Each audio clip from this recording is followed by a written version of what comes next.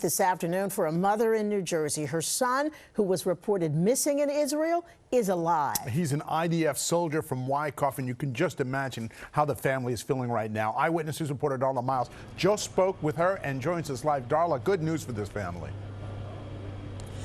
David, of course, certainly a bright spot for this New Jersey mother and for the temple here in Wyckoff after all of the horrible and tragic news that has been unfolding over the last few days. I spoke to this New Jersey mother who said she got word late last night that her son is no longer considered missing. Now, this is a photo of 20-year-old Ari Dubin. He is from Washington Heights. That's where he spent his high school years, but his mother is actually a cantor here at the Temple Beth Israel, the Temple Beth Rishon in Wyckoff. Now, he was already enrolled in IDF University when Hamas attacked on Saturday, and he is serving in the infantry unit. He's on the front lines and had been among those missing from New Jersey. But last night, his mother, Nancy Dubin, received a voice note that was passed through at least 5 different WhatsApp chat groups before it ultimately got to her that her son is alive. I would love if you could send a message from Ari Dubin too, saying that we're okay, and that we're not doing anything too dangerous, because we're actually not doing anything too dangerous. We're gonna be okay. Just please let my mom know I'm alive and that I have 10 toes and 10 fingers and everything's okay. I sobbed. And then, I don't know, it's like I had is this TMI? I had like a rash and I was like itching all day because, I don't know, I gave myself hives. I was so nervous. I started crying, and then I kind of started retching a little bit, which I guess this is TMI. And then I was fine, and then I was happy, but I don't know, it's like I had this full body reaction.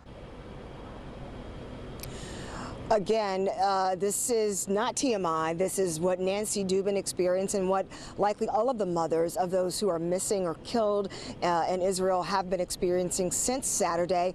Even though she has a smile on her face when we spoke to her about the good news regarding her son, Nancy Dubin says she is still in steadfast prayer for all of those others who are missing from New Jersey and all of those who are in Israel struggling right now. Reporting live in Wyckoff, Darla Miles, Channel 7 Eyewitness News. Thank you, Darla. In fact, 2 other families in New Jersey, as just Darla had mentioned, also hoping that they'll get the same news, that their loved ones have been found alive. Now, that includes families of these 2 young men, Aiden Alexander, a graduate of Tenafly High School, and Leor Abramov. Eyewitness News reporter Anthony Carlo has more on these 2 young men and the communities that are hoping for their safe return.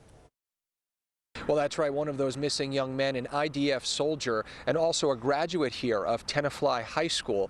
The other, a DJ who was in Israel for a music festival and is now missing. His parents speaking out saying they just want him back. Aiden Alexander graduated Tenafly High School last year. He was serving the Israel Defense Forces as a soldier, stationed near the Gaza Strip when Hamas attacked the country. Leor Abramov, a DJ in Israel attending a music festival. The last time his parents heard from him, he was at a party disrupted by gunfire and then at some point in a bomb shelter. Both of these young men with ties to New Jersey have been missing in this war. The conflict in the Middle East with a strong connection to many communities here in the tri-state. Last night in Hoboken, New Jersey, Governor Phil Murphy declared his steadfast support for the people of Israel. This while the parents of one of the missing men speaking out, fearing their son has been captured or worse. At this moment, the more than 5,700 miles that separate New Jersey from the people of Israel, those miles have all but vanished. Because though we may be separated by a great physical distance, in spirit, we are united in heartbreak and grief. We are praying, we pray so hard that someone will help us to bring our son back home alive and safe. And the number of missing Americans right now, 20 and counting. Those numbers from the White House expected to grow. Meanwhile, President Biden says his top priority is making sure Americans get home, especially those being held hostage. In Tenafly, New Jersey.